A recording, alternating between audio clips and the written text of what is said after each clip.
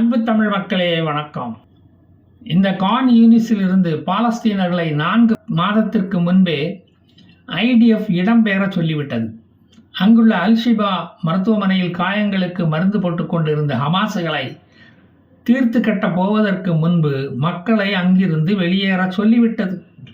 அவர்கள் வெளியேறியதும் அல்-ஷிபா மருத்துவமனை தாக்கப்பட்டது. இது பழைய நியூஸ் தான்.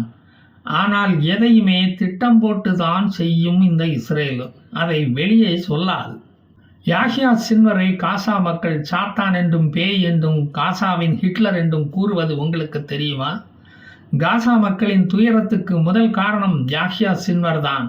அவன் அழிந்தால்தான் நாங்கள் வாழ முடியும். எந்த இஸ்லாமிய நாடுகளும் எங்களுக்கு உதவப் போவதில்லை. சின்வர் பாதுகாப்பு படையுடன் திரிவதால் எங்களால் அவனை கொல்ல முடியவில்லை. நாங்கள் இஸ்ரேலுக்கு ரகசியமாக தகவல் கொடுத்தாலும் இஸ்ரேலின் எலைட் ஃபோர்ஸ் வருவதற்கு முன்பு அவன் இடத்தை காலி பண்ணி விடுகிறான். ஒரு இடத்தில் 8 மணி நேரத்துக்கு மேல் அவன் இருப்பதில்லை. குட்டி போட்ட பூனை மாதிரி இடத்தை மாற்றிக்கிட்டே இருப்பான். அப்படி சொல்கிறார்கள் பாலஸ்தீனர்கள். பாலஸ்தீனர்களை பிடித்த பீடை அவன் என்று பாதிக்கப்பட்ட மக்கள் அவனை திட்டி தீர்க்கிறார்கள். ஹமாஸுக்கு எதிராக குரல் கொடுத்தால் எங்களை கொன்றுவிட்டு இஸ்ரேல் இராணுவம் கொன்றுவிட்டதாக சொல்லிவிடுவான். நிறைய பாலஸ்தீனர்கள் ரத்தம் சிந்தினால் தான் அவனுக்கு நிறைய ஃபண்டு கிடைக்குமாம். அவன் சொல்கிறான். மக்கள் செத்து கிடக்கும் புகைப்படத்தை காட்டி உலக நாடுகளிடமிருந்து நிதி வாங்குகிறான். சின்வரை கொல்லுவது அவ்வளவு எளிதல்ல. அவன் இரவில் தான் நடமாடுகிறான். அவனை கொல்லுவது இஸ்ரேலுக்கு பெரிய சவாலாக இருக்கிறது. பல நேரங்களில் அவன் ஃபர்தா போட்டுக்கிட்டு திரியிறான்ப்பா. சின்வருக்கு ஹிப்ரூ மொழி தெரியும். ஆதலால் அவன் இஸ்ரேல் நாட்டில் உள்ள அங்குள்ள எதிர்க்கட்சி தலைவர்களுக்கு கடிதம் அனுப்பி அவர்களை நேதன்யாஹுவுக்கு எதிராக மக்களை திரட்டி போராட தூண்டுகிறான். IDF சமீபத்தில் ஹிஸ்புல்லாவின் ராக்கெட் ஸ்பெஷலிஸ்ட் தலேப் அப்துல்லாவை காலி பண்ணிவிட்டது. அவனை சுற்றியிருந்த ஹிஸ்புல்லாக்கள் தப்பிச்சோம் புழைச்சோம் என்று ஓட்டம் எடுத்தனர். முகமது அய்யூப் என்ற ஹிஸ்புல்லா தலைவனை IDF கொன்று ரோட்டில் வீசிவிட்டு சென்றது. அது ஹிஸ்புல்லாக்களை கலக்கத்தில் ஆழ்த்தி உள்ளது. ஈரானுக்கு சலாம் போட்டுக்கிட்டு அவங்கிட்ட இருந்து வாங்கி தின்னுக்கிட்டு இருந்த பயதான் இந்த அய்யூப். ஜூன் 25ஆம் தேதி IDF நடத்திய தாக்குதலில் ஹமாஸ் சீஃப் முகமது ஹனியாவின் சிஸ்டர் சஹரா அப்துல்லா சலாம் ஹனியாவும் அவரது குடும்பமும் குண்டுவீச்சில் பலியானது. அதற்கு அமெரிக்கா இஸ்ரேலுக்கு உதவி செய்ததுதான் காரணம் என்று சொல்கிறார்கள். சந்திராயன் 4 ஃபெயிலியர் ஆனதுக்கு மோடி தான் காரணம் என்று சொன்னார்கள் அல்லவா? அது மாதிரி ஏற்கனவே ஹனியாவின் 3 மகன்களும் 4 பேர குழந்தைகளும் ஒரு மருமக பிள்ளையும் கிராஸ் ஃபயரில் காலியாகிவிட்டார்கள். இதுக்கு தான் ஷூட்டிங் நடக்கும்போது குறுக்கா மறுக்கா ஓடக்கூடாதுன்னு சொல்கிறது. கேட்குறாங்களா? சும்மா தானே இருக்கும் அப்படின்னு லெபனானுக்குள்ளே புகுந்து IDF ஹிஸ்புல்லாக்களை தாக்க ஆரம்பித்து விட்டது. கூடிய சீக்கிரமே ஹிஸ்புல்லாக்களை பழைய கற்காலத்துக்கு நாங்கள் கொண்டு போவோம் என்று இஸ்ரேல் இராணுவம் கூறியிருக்கிறது. எனக்கு கூட முதல்ல அது புரியல, என்ன சொல்கிறாங்கன்னு. அப்புறம்தான் தெரிஞ்சது, உணவுக்காக வேட்டையாடித்தான் இனி அவர்கள் சாப்பிட வேண்டியது வரும் என்பதுதான் அதன் அர்த்தம்.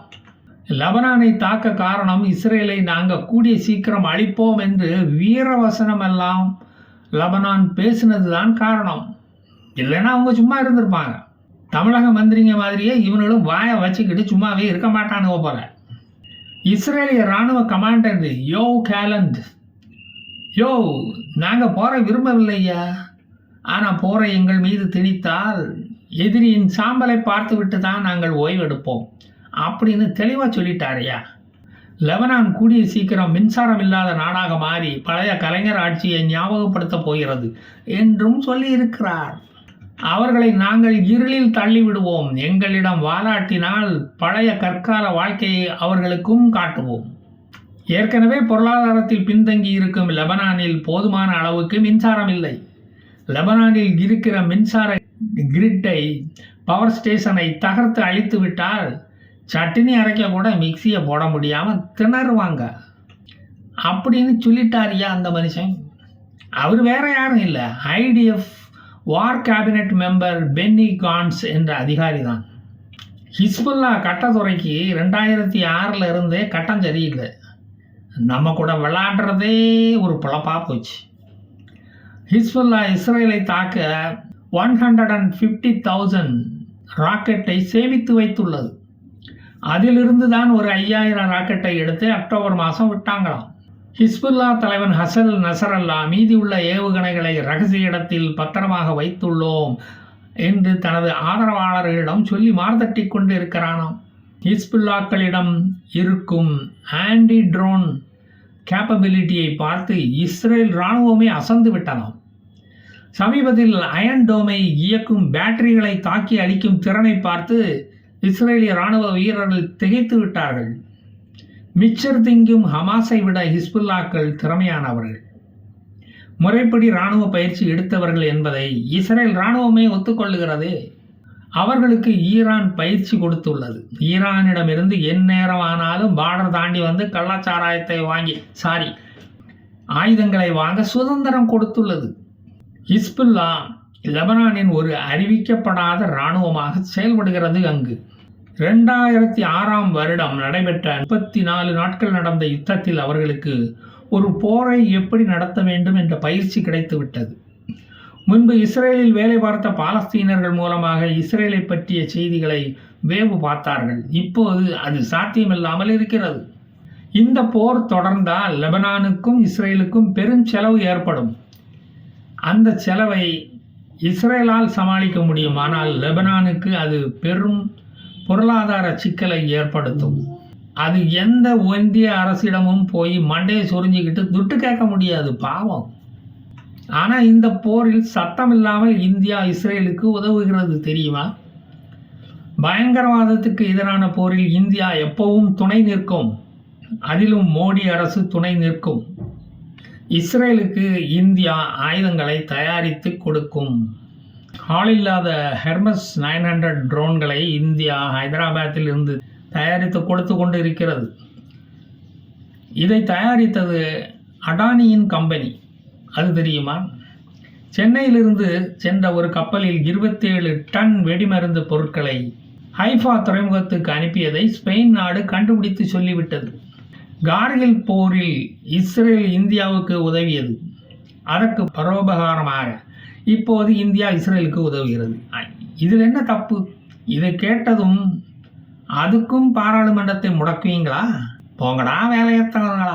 2006ஆம் வருடம் லெபனானுடன் ஏற்பட்ட போரில் இஸ்ரேல் 24 மணி நேரத்தில் இஸ்ரேலின் போர் விமானங்கள் பெய்ரூட்டில் உள்ள ராபிக் ஹரிரி இன்டர்நேஷனல் ஏர்போர்ட்டை தாக்கி துவம்சம் பண்ணி தூள் தூளாக்கியது. அதை லெபனான் இன்னும் மறந்து இருக்காது. அதற்கு பதிலடியாக இப்போது லெபனான் டெல் அவீவில் உள்ள பென் குரியன் இன்டர்நேஷனல் ஏர்போர்ட்டை தாக்கி அழிக்க ஹிஸ்புல்லாவிடம் சொல்லி இருக்கிறது. ஹிஸ்புல்லா துடிக்கிறது. ஹிஸ்புல்லா அனுப்பிய ஏவுகணைகளை இஸ்ரேலின் அயன் டோம் தாக்கி அழித்து விட்டது. அது உங்களுக்கு தெரிந்திருக்கும். முன்பு அரபு நாடுகள் லெபனானுக்கு ஆதரவாக இருந்தன, ஆனால் இப்போது அப்படி அல்ல.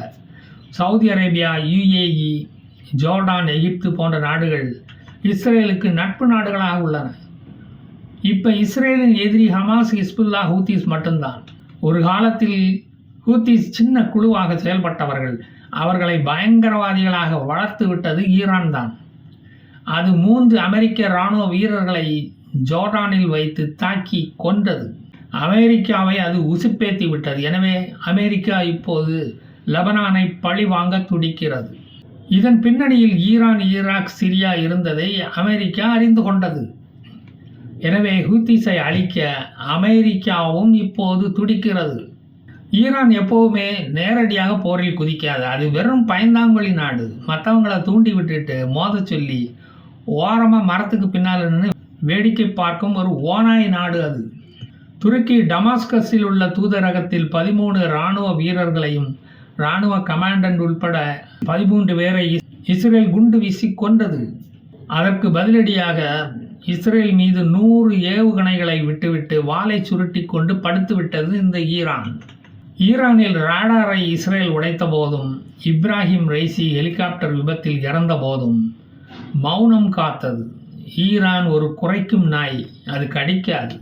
ஈரான் ஸ்ட்ரெய்ட் ஆஃப் ஹார்மஸில் இருந்து கொண்டு எண்ணெய் கப்பல்களை வழிமறித்து பெட்ரோல் விலை ஏறாதா, அதில் நாம் கொஞ்சம் லாபம் பார்க்க மாட்டோமா, என்று ஏங்கும் ஒரு நாடு நேரடியாக போரில் இறங்கினால் தன்னுடைய பெட்ரோல் வியாபாரம் படுத்துவிடும் என்று அதற்கு நன்றாகவே தெரியும். இப்போ லெபனானை இஸ்ரேல் தாக்க ஆரம்பித்திருப்பதால் குவைத், ஸ்வீடன், ஜெர்மன், நெதர்லாந்து போன்ற நாடுகள் தங்கள் மக்களை அங்கிருந்து வெளியேறச் சொல்லிவிட்டது. லெபனான் இன்னொரு காசாவாக மாறும் என்று அந்த நாடுகள் கணித்து விட்டன. லெபனான் பார்டரில் உள்ள கிராமங்களில் பெரும்பாலும் கிறிஸ்தவர்கள் தான் வாழ்கிறார்கள். அதனால் இஸ்ரேல் அந்த கிராமங்களை விட்டுவிட்டு இன்டீரியராக போய்த்தான் தாக்குகிறார்கள்.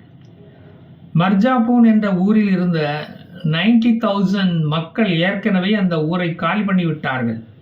அவர்கள் அத்தனை பேரும் கிறிஸ்தவர்கள். 24 வருடங்களாக இஸ்ரேல் தெற்கு லெபனானை பிடித்து வைத்து கொண்டுதான் இருந்தது. ஹிஸ்புல்லாக்களை அங்கிருந்து தான் அது அழித்து கொண்டு இருந்தார்கள்.